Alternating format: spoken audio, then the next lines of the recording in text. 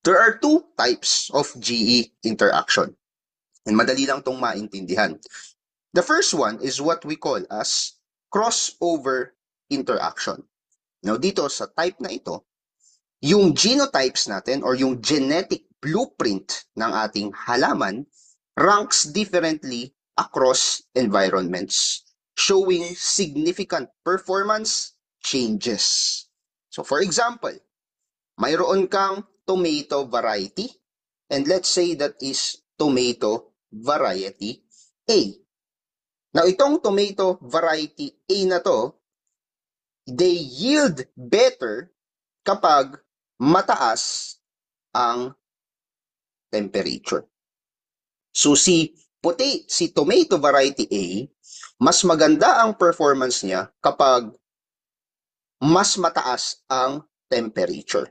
Whereas, another variety, si tomato variety B naman, mas maganda naman ang performance ni tomato variety B kapag ang temperature ay mababa. Yan ang sinasabi ng crossover interaction.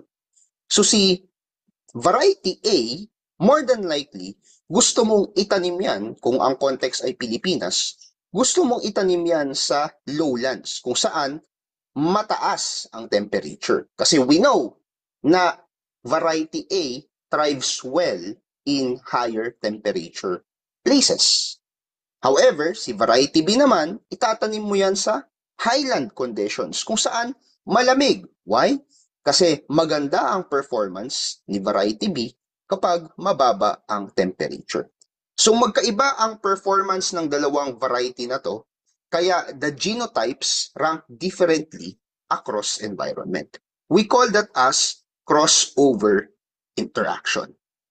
Yung kabaliktaran ni crossover interaction, madali lang ulit tandaan, is of course si non-crossover interaction.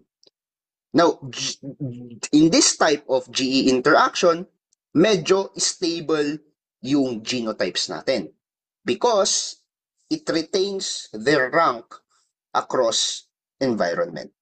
So let's say we have a corn variety.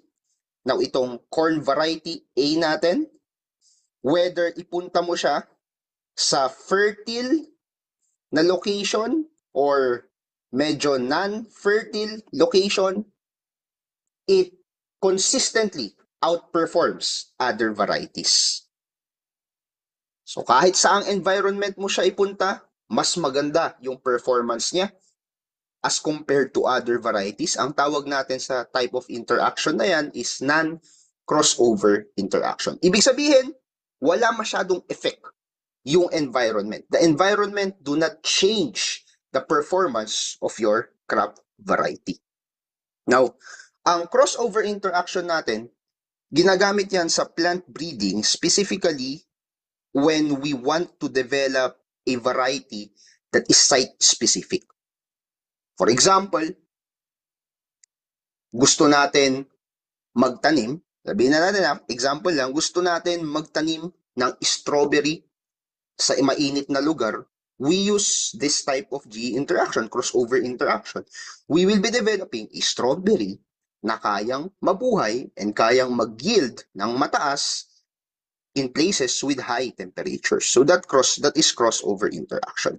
Now kapag gusto naman natin na medyo stable or widely adapted yung variety ng ating halaman, we use this.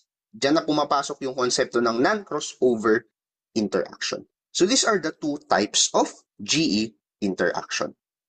And what are the different